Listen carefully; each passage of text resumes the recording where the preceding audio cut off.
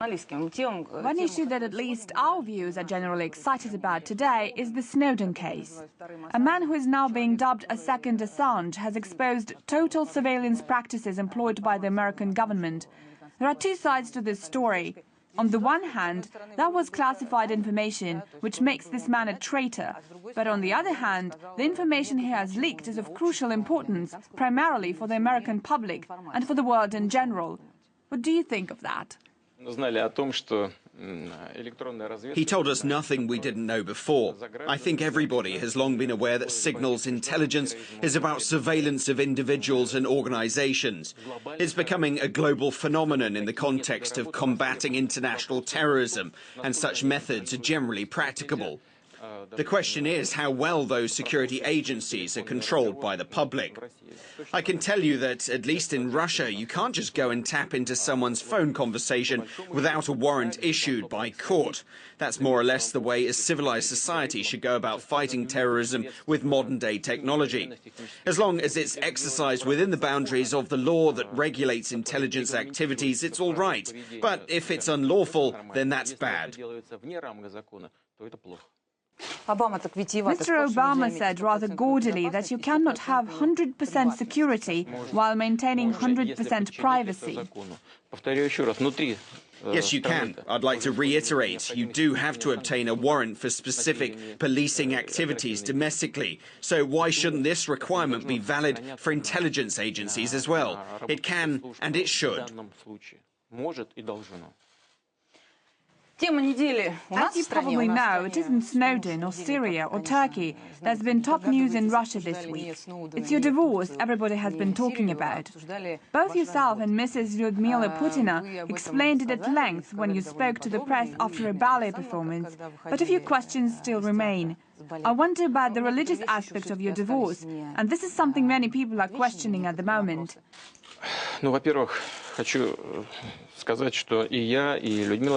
First of all, I can tell you that Lyudmila and myself agree that it's much more appropriate to be open about our actual state of relations than try to keep it secret. That's what they say in the press too, regardless of political affiliation. Well, thanks for that much. As for the religious aspect of our marriage, there is none, because we never wed in church. You didn't wed?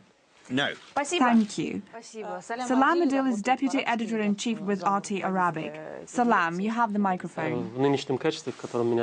Thank you, Margarita. Actually, I only have occupied my present position for a week. Before that, I spent 20 years working as a reporter. I've traveled particularly all over the world, including many conflict areas. I haven't lost my sense of danger in the process, and that's why I'm still alive. Thank God. Yes, thank God. God bless you. Thank you very much. And my question concerns conflicts too. I mean to ask you about drones. Unmanned aerial vehicles. As you know, America employs drones to deliver airstrikes, almost on a daily basis. This happens especially often in Pakistan and a few other countries. Drones are arguably a very convenient means of warfare. There is no direct engagement and no risk of your rank and file. It's all remote controlled, like a computer game. However, this is something we see in the news almost every day. This kind of warfare is fought with massive casualties among civilians. So, on one hand, drones are efficient in combat, but on the other hand, we're all aware of the collateral damage. The public in many countries have found this shocking, and there has already been a motion for imposing an international ban on using drones. I would like to ask you about Russia's attitude on the issue. Thank you.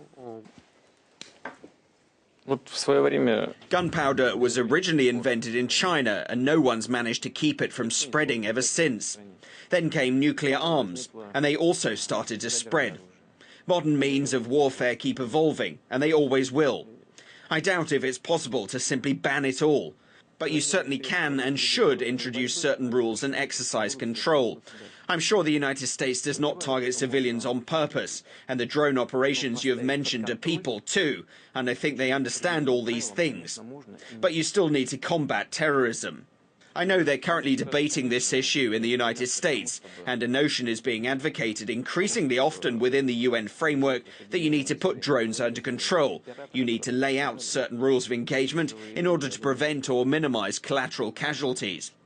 It's extremely important. I don't know whether our Western counterparts will choose this option, but I would suggest it would be in their best interest. However, there are other threats too. For example, they are presently debating the option of using non-nuclear ballistic missiles in the United States. Can you imagine how potentially dangerous that is? What if such a missile were to launch from somewhere in the middle of an ocean and get spotted by a nuclear power's early warning system? How should that nuclear power react to a missile coming its way? How are they supposed to know whether this missile comes with a nuclear warhead or not? What if the missile impacts right next to its border or inside its territory? Do you realize how perilous that can be? Or take the notion of low-yield nuclear weapons. Do you realize how badly that can blur the very boundaries of using nuclear arms, or how low the threshold might sink for authorizing such a strike? Can you imagine the possible implications? Where are the limits for lowering that threshold, and who's setting them? There are many threats in the world of today, and there is only one way to address them efficiently. That is, working together within the boundaries of international law. And now I would like to give the floor to Peter Lavelle, who's the presenter of one of our most popular shows, Crosstalk. Peter has worked with RT since its very beginning. He will be speaking in English, and I will translate the question for you. Thank you, Mr. President. My question will be very short here. It seems like we live in the age of opposition. And when we have the Arab Spring, we heard about Europe and the crisis there, and the Occupy movement in the United States, which RT did an excellent job in covering. But what about the opposition in Russia? Public opinion polls show it's very small, not much support. What kind of opposition would you like to challenge you, okay? And the role of Mr. Kudrin. Shall I translate it for you? No. Well, opposition can be useful. You just mentioned Occupy Wall Street. At a certain point, we saw the police cracking down on the Occupy Wall Street activists. I won't call the actions of police appropriate or inappropriate. My point is that every opposition movement is good and useful if it acts within law. If they don't like the law, they should use democratic means to change those laws. They should persuade voters to join them. They should get elected into legislatures so that they can have a chance to change the law. This is the way to change things on the ground. If there are people who act outside the law, then the state must use legal means to impose law in the interests of the majority. That's the way it's done in the US, and that's the way it's done in Russia. Truth be told, we're criticized for that, but when the same thing happens in the US, it's considered to be normal. Never mind that it is double standards, we have got accustomed to this and pay little attention to it. When it happens in the US, RT grills America. You do the right thing. Everyone must be treated in the same fashion because these two situations are identical. The only difference is that our diplomatic missions don't actively cooperate with Occupy Wall Street, and your diplomatic missions work together and directly support Russian opposition. I think this is wrong because diplomatic missions must forge ties between states and not meddle in their domestic politics. Getting back to popular movements, reckless behavior is not appreciated by people. If these activists are breaking the law, then it's illegal. If they express their will by legal means without breaking the law, then they're fully entitled to do that. In this case, it would be beneficial to any state because it's a way to provide grassroots feedback on state policies, whether it be social, domestic or foreign policy. As for Mr. Kudrin, he is my long-standing associate. We see eye to eye on many vital issues of Russia's development, and that's for an obvious reason. We've known each other for a long time now. We worked together back in St. Petersburg, and then he became a member of the cabinet and proved to be one of the most efficient ministers. I've always backed him on key decisions. If I didn't, he wouldn't be able to work to implement those ideas and principles that he promoted. So, to a certain extent, that was our joint policy. He has his own view on certain things. It so happened that they had a disagreement with Mr. Medvedev on a number of issues, and since Mr. Medvedev was president, he had the right to take the decision that he eventually took. Today, Alexei Kudrin says that he is ready to rejoin the executive branch if the authorities were more decisive. But he's quite reluctant to specify what he means by being more decisive when I ask him to. Why? Because more decisive means taking tougher steps.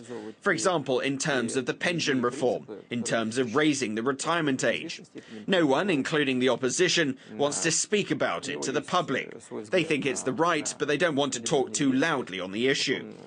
Also taking tougher steps on other issues like slashing budget expenditures and social spending, first of all. Many of our liberal economists think that our social expenditures are too high, that we raise salaries and pensions and social benefits too fast. They point out that the growth in real disposable incomes is unjustified. Last year we had a 4.2% increase, and it's up 5.9% in the first 4 months of this year already.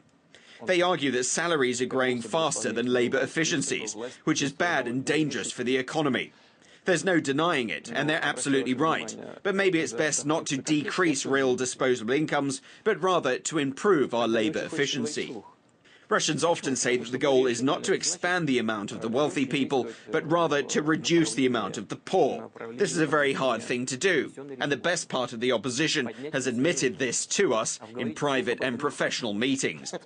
But publicly, they're afraid to speak about it, and this is wrong. I have told them many times now, if you stick to some idea, you have to be straightforward about it. Don't be afraid that some part of the nation won't like it. If you're to garner more support for your ideas, you have to stick to your principles, to expand your electoral base. Look at Western Europe today. They brought their countries to the edge of bankruptcy. But whenever they talk of lower salaries, people are up in arms. So it would have made more sense to increase your social spending and debt more gradually. Also, it would have been great for the authorities if there had been someone who could have told them about it. I don't think our social spending is too high. I don't think that we increase pensions, salaries and social benefits too much. But generally, Mr. Kudrin and other people like him have a point to make, and we need to listen to them. It's very useful. So I believe that an opposition that has the national interests at heart will be in demand. Next question is from Oksana Boyko, the presenter of our new show. She moved into presenting after several years of reporting for RT. She too went to many war zones. Мне, собственно, хотел задать вопрос, наверное, в продолжении вашего предыдущего ответа. My question is a follow-up to your previous reply concerning principles and a principled position. I would like, however, to apply these notions to the Iranian issue. Iran will be holding a presidential election soon. I know that Russia doesn't like to meddle with domestic politics of other countries. That's why my question would be as general as possible. It's more of a philosophical kind.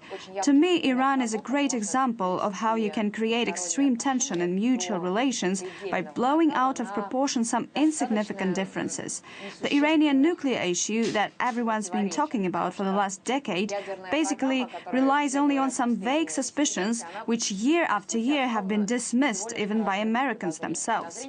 But that rhetoric has ignored the fact that Iran has been compliant with the non-proliferation regime by 99 or even 100%. The mainstream focus is on suspicions, but at the core, as I see it, is the relationship between the US and Iran. Tehran is partially to blame for the tension build-up, but the root of the problem is the stance of Washington, their signature foreign policy principle, friend and foe divide, meaning that if you are not their ally, you are their enemy.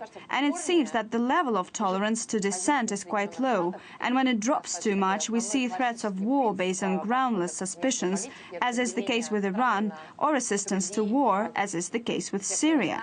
Russia has a good record of avoiding tension in relations with other countries. Your public statements indicate that you know the cost of enmity, or rather open confrontation.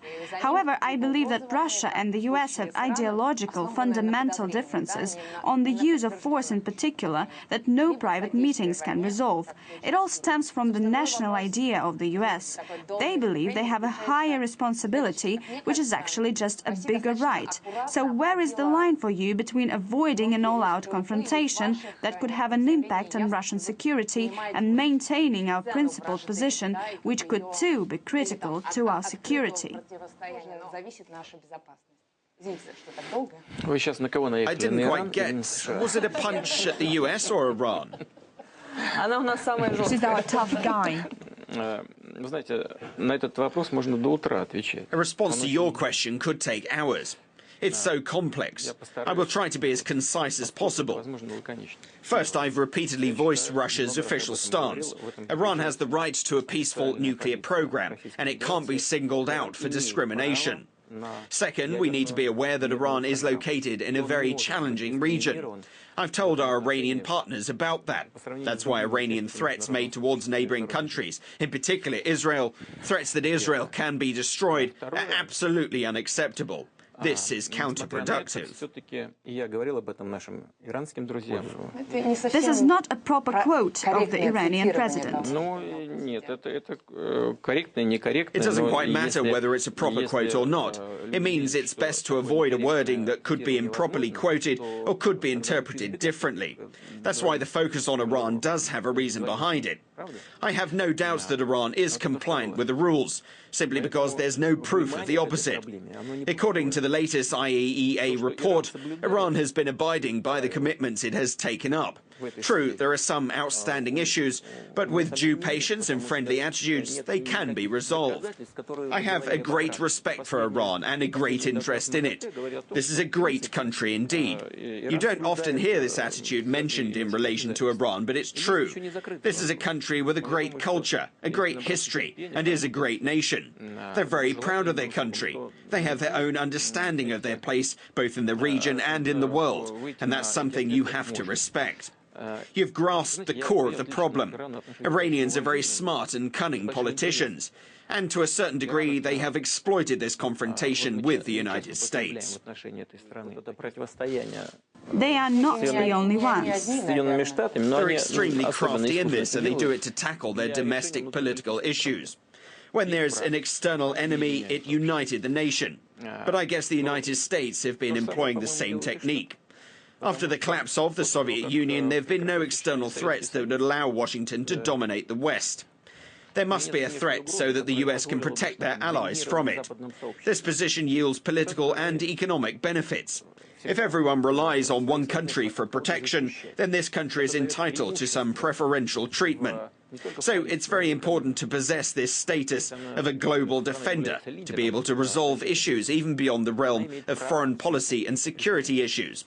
I think the US has been using Iran for this very purpose, that it is to unite their allies in the shadow of a real or false threat. It's quite a complicated issue, but it's not an issue for Russia. We've been complying with our international commitments, including on Iran's peaceful nuclear program. As you know, Russia built the Bushehr power plant in Iran. We've completed this project and are prepared for further cooperation. Yet when we proposed to enrich uranium on Russian territory, our Iranian partners refused, for reasons unknown to us. They argue that they will enrich uranium on their own, in line with existing international regulations. And as I said earlier, if they don't break any rules, they're fully entitled to do that. We will endorse this right, but we will also remain aware of the concerns that other states and the international community has concerning full compliance with these rules.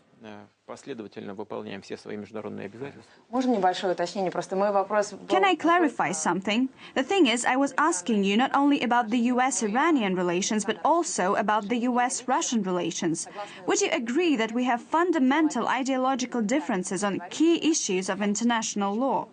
So right on the eve of my meeting with Barack Obama, you're pushing me to make some serious statements. It's a very important issue. If the country thinks it has more rights than others... I thought you wouldn't notice my deviation, but you did. Indeed, you are very persistent. To date, we don't have any significant ideological differences, but we have fundamental cultural differences. Individualism lies at the core of the American identity, while Russia has been a country of collectivism. One student of Pushkin's legacy has formulated this difference very aptly. Take Scarlett O'Hara from Gone with the Wind, for instance. She says, "I'll never be hungry again." This is the most important thing for her. Russians have different, far loftier ambitions, more of a spiritual kind. It's more about your relationship with God. We have different visions of life. That's why it's very difficult to understand each other, but it's still possible. That's why there's international law to create a level playing field for everyone. The US is a very democratic state, there's no doubt about that, and it originally developed as a democratic state. When the first settlers set their foot on the continent, life forced them to forge a relationship and maintain a dialogue with each other to survive. That's why America was initially conceived as a fundamental democracy. With that in mind, we should not forget that America's development began with a large-scale ethnic cleansing, unprecedented in human history. I wouldn't like to delve so deeply into it, but you're forcing me to do it. When Europeans arrived in America, that was the first thing they did. And you have to be honest about it. There are not so many stories like that in human history. Take the destruction of Carthage by the Roman Empire. The legend has it that Romans ploughed over and sowed the city with salt so that nothing will ever grow there. Europeans didn't use the salt because they used the land for agriculture, but they wiped out the indigenous population. Then there was slavery, and that's something that's deeply ingrained in America. In his memoirs, US Secretary of State Colin Powell revealed how hard it was for him as a black man, how hard it was for him to live with other people staring at you. It means this mentality has taken root in the hearts and minds of the people, and is likely to still be there. Now take the Soviet Union. We know a lot about Stalin now. We know him as a dictator and a tyrant. But still, I don't think that in the spring of 1945, Stalin would have used a nuclear bomb against Germany, if he had one. He could have done it in 1941 or 1942, when it was a matter of life or death. But I really doubt that he would have done it in 1945, when the enemy had almost given up and had absolutely no chance to reverse the trend. I don't think he would. Now look at the US. They dropped the bomb on Japan, a country that was a non-nuclear state and was very close to defeat. So there are big differences between us, but it's quite natural that people with such differences are determined to find ways to understand each other better. I don't think there is an alternative. Moreover, it's not by chance that Russia and the US forged an alliance in the most critical moments of modern history. That was the case in World War I and World War II. Even if there was fierce confrontation, our countries united in the face of a common threat, which means there's something that unites us. There must be some fundamental interests that bring us together. That's something we need to focus on first. We need to be aware of our differences, but focus on a positive agenda that can improve our cooperation. America and Russia's relations with the US are important issues for our network, largely because Americans make up most of our audience. If you simply look at our website's hit statistics, you'll see that most of our audience comes from America. So anything related to the US is a key topic for us. And here is Anastasia Cherkina, who has specially come over from New York for this meeting. She works at our US-based channel, RT America, which caters to an American audience and focuses specifically on American issues. Is that right, Anastasia?